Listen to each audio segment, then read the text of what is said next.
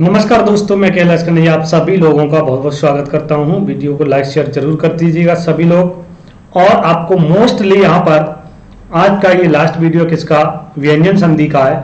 और व्यंजन संधि को लेकर हम लोग डिस्कशन कर रहे थे और उसमें आपकी ये संधि है अनुनासिक संधि। ठीक है, लास्ट संधि है और उसके बाद हम जो स्ट्रक्चर है पूरा का पूरा वो हम लोग देखेंगे, इसके बारे में जानेंगे। ठीक है, अनुनासिक संधि में होता क्या उन चीजों को देखेंगे। तो यरो नुनासिको वा, ये एक बार यर प्रत्याहार में आने वाले वर्णों को एक बार अनुनासिक होगा और एक बार नहीं होगा। ये विकल्प से करता है, ये वा का अर्थ है विकल्प। ठीक है, अगर आप लोग इसको आप अर्थ लिखना चाहें तो वो लिख सकते हो। ओके, हाँ चलिए, जो लोग लिखना चाहें वो लिख सकते हैं। इस डेफिनेशन में यहां पर नोट कर देता हूं। ओके, क्योंकि बाद में ये लोग आप लोग जो है डिस्कशन करेंगे, फिर कहेंगे ये लिखा ही नहीं, पता नहीं, समझ में नहीं आ रहा। तो ये लिख लीजिएगा, सबसे बेटर है क्या अनुनासिक। देखो मैं लिख देता हूं, अनुनासिक वर्ण यदि, क्योंकि यहां से सारी चीजें क्लियर होंगी एक एक पॉइंट को लेकर, यदि बाद में आए। देखो यहां पर चीज क्या है, मैं अभी समझाऊंगा। अनुनासिक वर्ण यदि बाद में आए तो पदांत यर को, पदांत माने पद के अंत में यर, यर माने यर प्रत्याहार के वर्ण हो।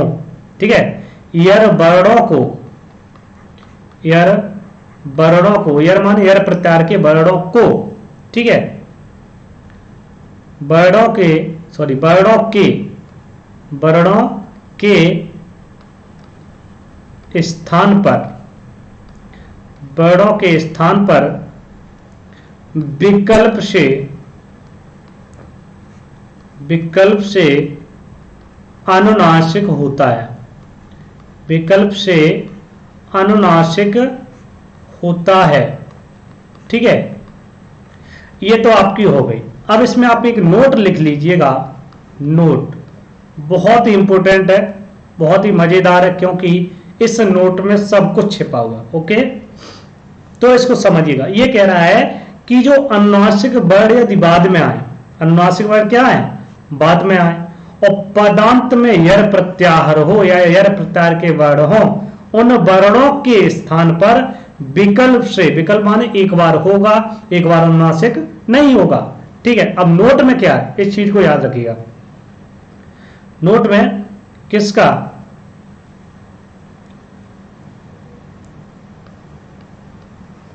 उसी वर्ग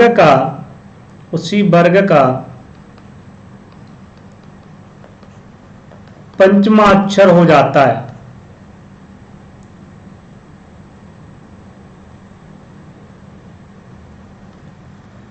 हो जाता है। अब किसको होगा, कैसे होगा, यहां पर देखिएगा। जैसे नोट करिएगा, जैसे एग्जाम्पल में, यहां से सारी चीजें क्लियर होंगी। ओके, यर प्रत्याहार के वर्ण आप लोग छांट लेंगे, कोई दिक्कत किसी को। अनुनासिक वर्ण कौन कौन से हैं, संधि वर्ण जो अनुनासिक होंगे वो कौन से होंगे। ठीक है, कोई दिक्कत किसी को। चलिए, जैसे एक मैंने लिया प्राक, ठीक है, प्राक प्लस मुखा। अब यहां क्या है, अनुनासिक वर्ण यदि बाद में आए तो देखिएगा, अनुनासिक वर्ण जो है, पहली बात में बताऊं, जो आपके यर प्रत्याहार में वर्ण आते हैं वो का से लेकर मां तक के वर्ण आते हैं। ठीक है, का से लेकर मां तक के, तो का से लेकर मां तक के, तो यहां पर यर प्रत्याहार पे वर्ण के स्थान पर क्या विकल्प से अनुनासिक होता है और उसी वर्ग का पंचमा अक्षर हो जाता है। दो चीजें। तो सबसे पहले हम लोग ऊपर से बात करेंगे, अनुनासिक वर्ण यदि बाद में आए तो अनुनासिक वर्ण बाद में है मां, अनुनासिक वर्ण क्या मां है। उससे पहले क्या पदांत यर है, यर प्रत्याहार में आने वाला का है कि नहीं है। ये यर प्रत्याहार का वर्ण है का, कौन सा, का, जो मैं बता रहा हूं। अब इसी के स्थान पर क्या होगा, अनुनासिक होगा। ठीक है, तो अनुनासिक वर्ण कौन से, 5। तो उसी वर्ग का, ये कह रहा उसी वर्ग का पंचमा अक्षर हो जाए, तो क वर्ग का पांचवा अक्षर क्या है, गा है। का वर्ग का पांचवा अक्षर क्या हो जाएगा, गा हो जाएगा। तो यहां पर समझ में आ रहा कि नहीं आ रहा? नहीं आ रहा तो अब की बार में फिर आपको बहुत अच्छे से समझाने की कोशिश करेंगे, ठीक है। तो इस का में क्या हो जाएगा, गा हो जाएगा। गा हो जाएगा तो यहां हो जाएगा प्रांग, और ये आ जाएगा नीचे मुखा, तो हो जाएगा प्रांग मुखा, ये बन गया। तो ये अनुनासिक संधि के अंतर्गत आता है। अनुनासिक वर्ड क्या है, गा है, ठीक है।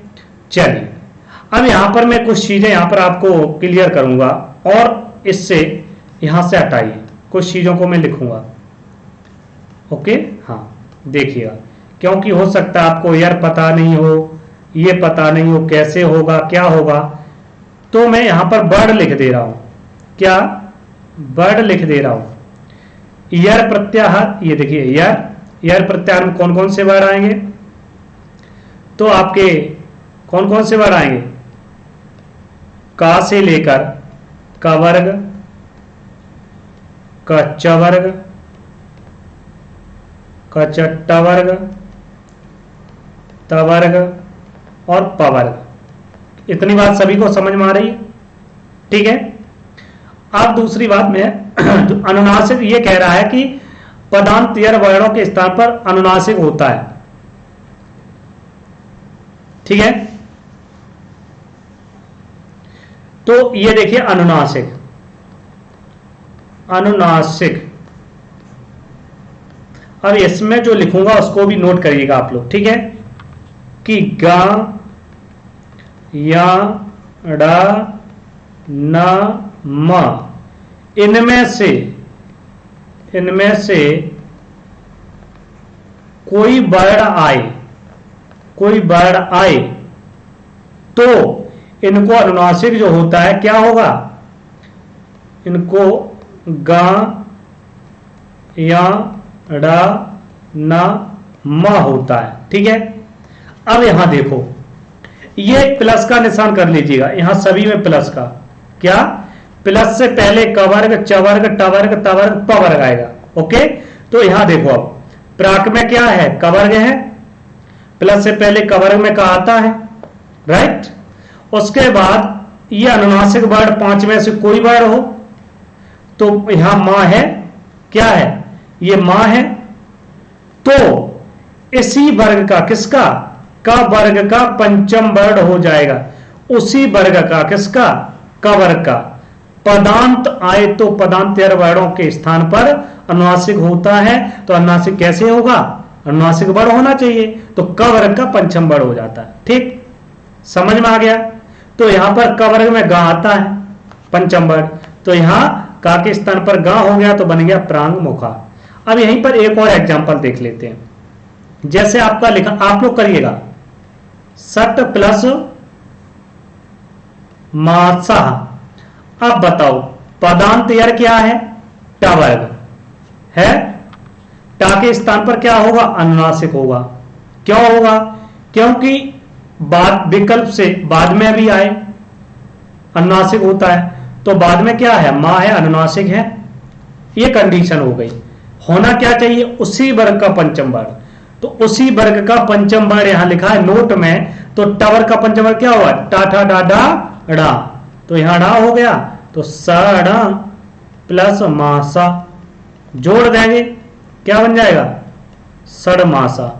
अब कुछ माइंड में घुसा या नहीं घुसा, ये बताइए, घुसा कि नहीं घुसा, समझ में आ रहा है ना। अब देखो नेक्स्ट स्लाइड में चलते हैं, इसको नोट कर लीजिएगा सभी लोग। यहां पर अन्य उदाहरण की बात करेंगे। हमने कहा था का से लेकर मा तक 12 प्लस अनुनासिक वर्ड हो। देखो फॉर्मूला बना रहा हूं, अनुनासिक वर्ड बराबर इसका पंचम वर्ड, ठीक, इन वर्गों का पंचम वर्ड हो जाएगा, ओके। आप समझ रहे हो, ये कंडीशन आपकी बनती है। मैं कोशिश कर रहा हूं आपको सरल से सरल तरीके बताने की। यहां एग्जांपल देखिएगा, जैसे आपका सद प्लस मति, ठीक है, सद प्लस मति, क्या होगा, क्या लगता है? सद प्लस मत किया आपने, का से लेकर मा तक वर्ग कौन सा है? ता वर्ग में ता था दा आता, ये है। अनुनासिक वर्ग कौन सा है? मां है कि नहीं है? क्लियर? दोनों कंडीशन क्या होगा? इस वर्ग का पंचम वर्ग हो जाएगा, यानी कि जो इसमें वर्ग 5 वर्ग हैं इनमें, तो ता वर्ग का दा है, तो ता था दा धा ना, तो ता वर्ग का कौन सा पंचम वर्ग है? ना, तो दा को क्या हो जाएगा? ना हो जाएगा। ओके, तो सा न प्लस मति, आप समझ में आ रहा कि नहीं आ रहा? जोड़ देंगे, सनमति बन जाएगा। क्लियर? यस या नो? जरा कमेंट करके बताइएगा। क्लियर? इसी प्रकार से, और जब अनुनासिक नहीं होगा तो क्या बनेगा? सदमति। विकल्प से करता है ना, जब अनुनासिक नहीं होगा तो सदमति बनेगा। क्लियर? दूसरा एग्जांपल देखिएगा, दिक प्लस नाग, कर लोगे? जरा करिए। उसके बाद अन्य एग्जांपल यहां पर मैं दे रहा हूं, जगत प्लस नाथा, क्या बनेगा? कर लोगे? अरे आप तो कर लोगे, बहुत होशियार हो। एतद प्लस मुरारी, ये वो एग्जाम्पल हैं जो एग्जाम में पूछे जाते हैं। ठीक है? इसी प्रकार से तत् प्लस मित्रम, क्या बनेगा? फॉर्मूला ऊपर लिखा है, बिल्कुल सिंपल है, कोई ज्यादा नहीं है। इसी प्रकार से सट प्लस मुखा, क्या बनेगा? ठीक है, तो भाई ता किस में आएगा? ना में आएगा, क्योंकि ता था दा, यहां देख रहे हो दा आ रहा, दा यहां आ रहा, ता यहां आ रहा, इन दोनों में क्या हो जाएगा? ना हो जाएगा, तो क्या बनेगा? जगन्नाथ। ठीक है, क्या बनेगा? जगन्नाथ। क्लियर? यहां क्या बनेगा? देखो, जब एक बार अनुनासिक होगा तो जगन्नाथ, नहीं होगा तो क्या बनेगा? जगतनाथ। ठीक है, जैसा का तैसा ही रहेगा। और ये भी जब एतन मुरारी, और जब नहीं होगा तो एतद मुरारी हो जाएगा। ठीक है, विकल्प से होता है ना, तो दो रूप बनते हैं, समझ गए ना? यरो नुनास्को बा सूत्र से। क्लियर? इसी प्रकार से टाठा डाढ़ा हो जाएगा, तो ये क्या हो जाएगा? सड़मुखा, नहीं तो सटमुखा है ही। क्लियर? तत्परस मित्रम हो जाएगा, तो ताका ना हो जाता तो क्या हो जाएगा? तन मित्रम। ठीक, नहीं तो तत्मित्रम। ये समझ में आ रहे हैं ना सभी को? दिक प्लस नाग, काका गागा हो जाएगा, तो देंग नाग, दिग नागा। ठीक है, नहीं तो दिग नाग। ये आपकी अनुनासिक संधि है। ओके, तो विकल्प से हो जाता है, तो विकल्प से जो हमने अपने संधि की है वो विकल्प से एक बार हो गया, और नहीं हुआ तो ऐसा, और हो गया तो सन्मति, नहीं तो सदमति। जगन्नाथा, नहीं तो जगन्नाथ। सड़मुखा, नहीं तो सटमुखा। ठीक है, ये आपका फॉर्मूला है, इसको याद रखिए। का से मां तक के कोई भी वर्ण आएंगे उसी वर्ग का पंचम वर्ण हो जाता है, उसी को। ठीक, चलिए एक सूत्र को देख ले। अच्छा, पिछला ये क्लियर हो गया? ये समझ में आया कि नहीं आया आप लोगों को? क्लियर? यस या नो? उसके बाद एक छोटा सा सूत्र है, चलिए तो इसको हटा दिया जाए। इसको को नोट कर लिया सभी ने? जल्दी से करिए नोट। ओके, हाँ बिल्कुल, वेरी गुड, बिल्कुल सही सही, एकदम सही आ रहा है। ठीक, वेरी गुड, आगे बढ़ते हैं। देखो, पढ़ने पर ध्यान दो, समझने पर बिल्कुल समझ में आएगा।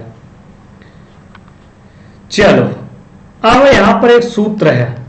कैसा सूत्र है? वार्तिक, जो कात्यायन ने लिखा है, वार्तिक सूत्र। ठीक, कौन सा? तो उन्होंने एक सूत्र लिखा है जो छूट गया था पाणिनि से, प्रत्यय भाषायाम नित्यम,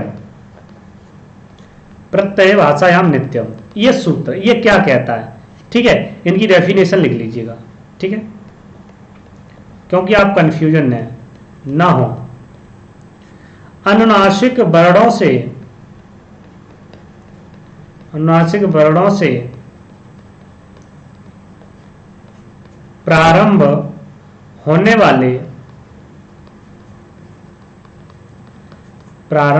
वाले प्रत्ययों के बाद, देख लीजिए,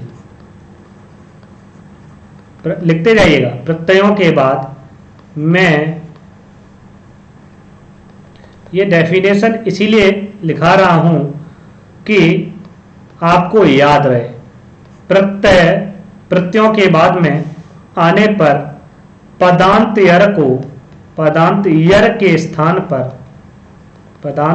स्थान पर क्या होगा?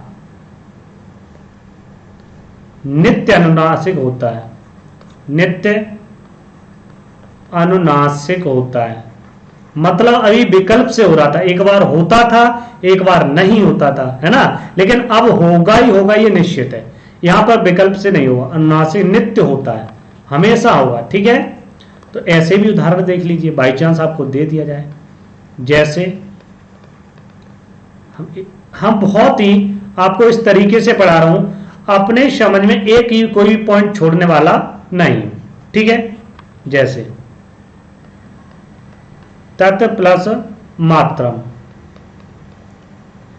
यह है अनुनासिक वर्णों से प्रारंभ होने वाले, तो अनुनासिक वर्णों से प्रारंभ होने वाले प्रत्ययों के बाद में आने पर पदांत यर के, तो अनुनासिक वर्णों से प्रारंभ होने वाले जो भी प्रत्यय हैं, जैसे मात्रम, तो अनुनासिक होता है।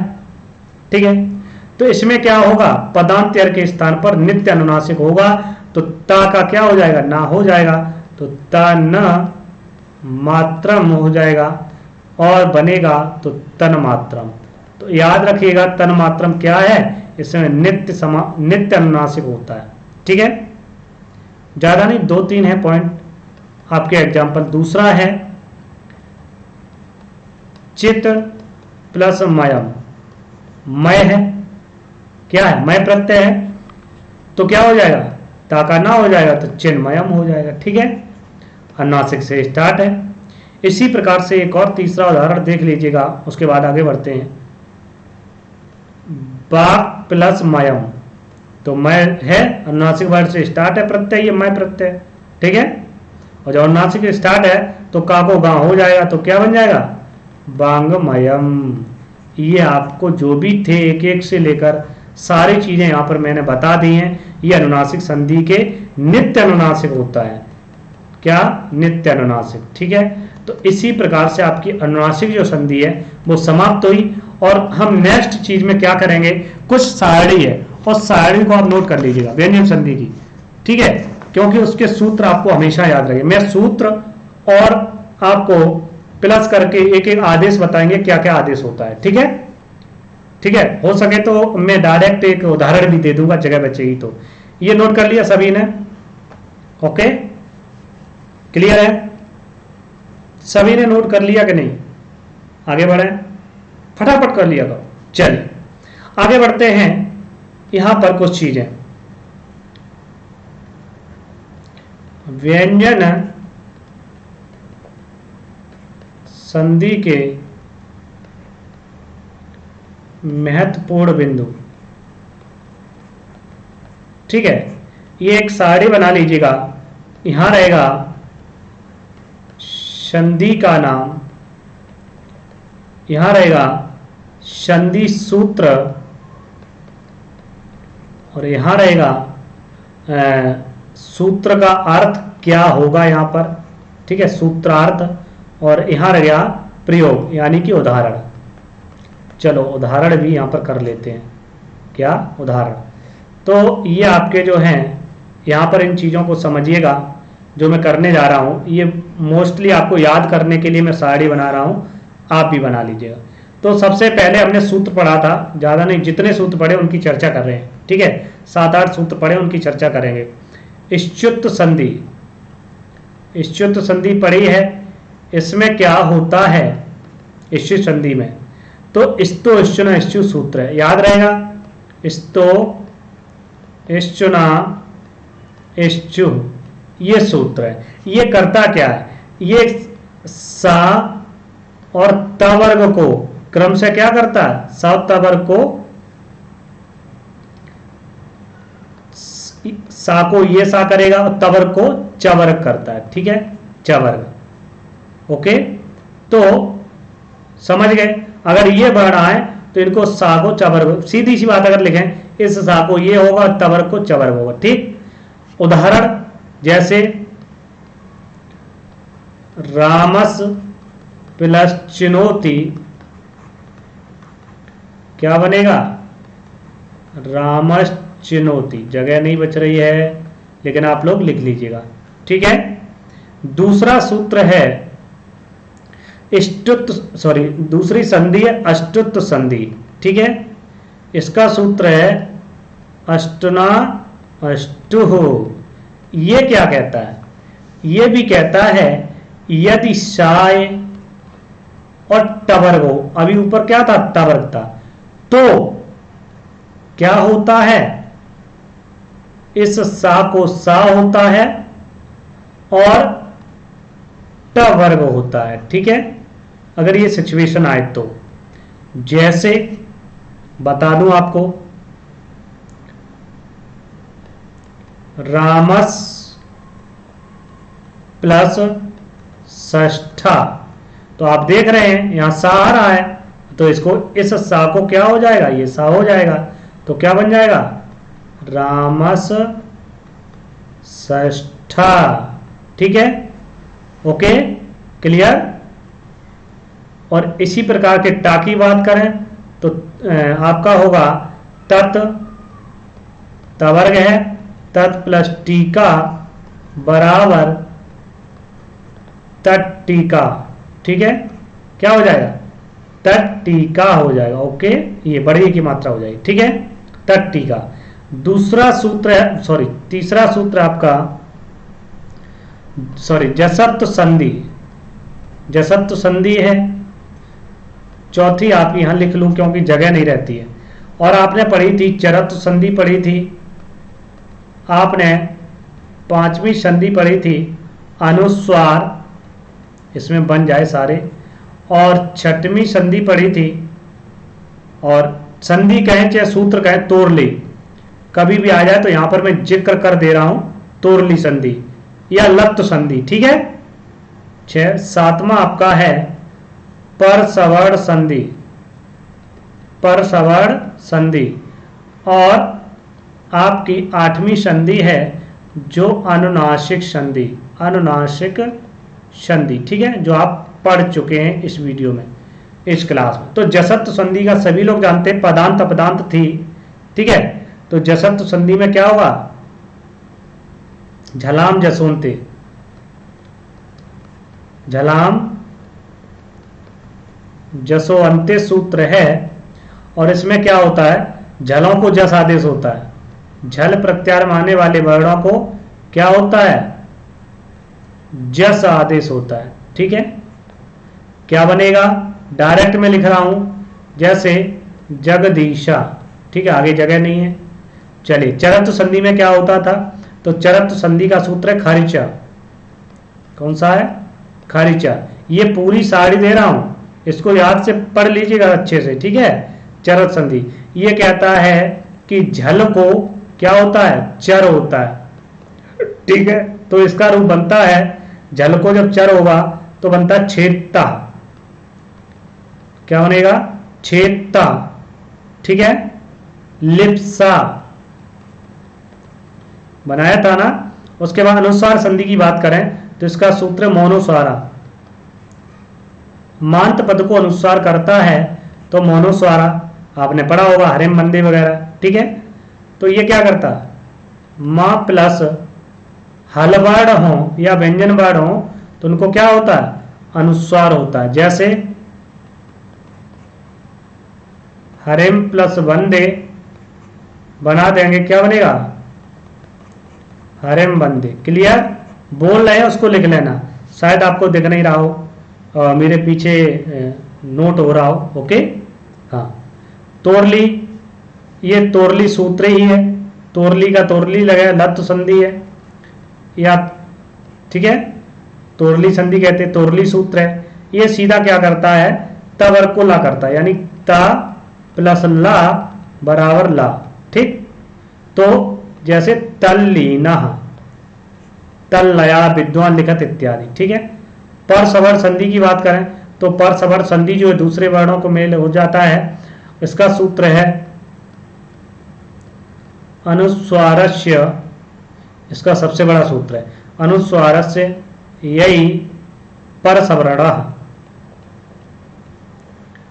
अनुस्वारस्य यही पर सवर्ण। ठीक है। अनुस्वार ये क्या कहता है, अनुस्वार हो प्लस यह प्रत्यार के वर्ण हो तो इनको क्या होता है, पर सवर्ण होता है, पर सवर्ण होता है, बाद वाले वर्ण मिल जाते हैं। जैसे आप उसी वर्ग का पंचम वर्ण हो जाता कह सकते हैं। ठीक है। जैसे आपका गम प्लस गा पढ़ा था तो गा अंतिम वर्ण आ रहा गा, तो गा का क्या होगा, अनुस्वार को गा हो जाएगा तो बन जाएगा गंगा, ये वाला। ठीक है, गंगा। अब लास्ट बची आपकी अनुनासिक। तो अनुनासिक संधि क्या है, यरो नुनासिको नासिको बा, यरो अनुनासिके, क्योंकि ये भी काफी बड़ा सूत्र है। अनुनासिके अनुनासिको बा, ये भी अनुनासिको बा। ठीक है। ये क्या कहता है, आपने अभी पढ़ा है संधि में, यर प्रत्याहार में आने वाले वर्णों को और बाद में अनुनासिक वर्ण आए, यानी कि गा या णम इत्यादि आए, तो इनको अनुनासिक होता है। क्या होता है, अनुनासिक होता है। जैसे आपने देखा होगा अभी पढ़ा है, तो जगन्नाथ, मैं सीधा दे देता हूं, जगन्नाथ दिग्नांग इत्यादि। ठीक है। ये आपकी जो है बेसिक चीज थी, मैंने कोशिश किया कि एक ही स्लाइड में देने की आपको याद रहे। ठीक है। तो आपको अगर सूत्र याद करने तो इन संधि द्वारा आप कर सकते हैं, राइट। ठीक है, तो नोट कर लो, स्क्रीनशॉट ले लीजिएगा सभी लोग। तो आपके ये देखो, ये सूत्र हैं और इनका क्या क्या बचता है, क्या कैसे होता है, वो सारी चीजें हैं। अगर आपने पूरी संधि पढ़ी होगी तो चुटकियों में आपको आ जाएगा। तो ये संधि सूत्र आपके सभी हो गए, संधि का नाम हो गया, सूत्र का अर्थ हो गया, कहां कहां होता, उदाहरण हो गए। ठीक है। तो महत्वपूर्ण बिंदु ये व्यंजन संधि की थे। आज आपकी व्यंजन संधि समाप्त है। नेक्स्ट क्लास में आपकी नेक्स्ट डे आपकी क्या रहेगी, विसर्ग संधि रहेगी। ठीक है। विसर्ग संधि को लेकर हम लोग चर्चा करेंगे। तो आप सभी को जुड़ने के लिए बहुत बहुत धन्यवाद। Thank you so much. Class कैसी लगी कमेंट करके बताएं, वीडियो को लाइक जरूर करें, शेयर करें, जितना भी आप शेयर कर पाएंगे उसका मजा आएगा, बहुत ही शानदार तरीके। Thank you so much, bye bye, take care, हंसते रहिए, मुस्कुराते रहिए। ओके, हाँ चलिए।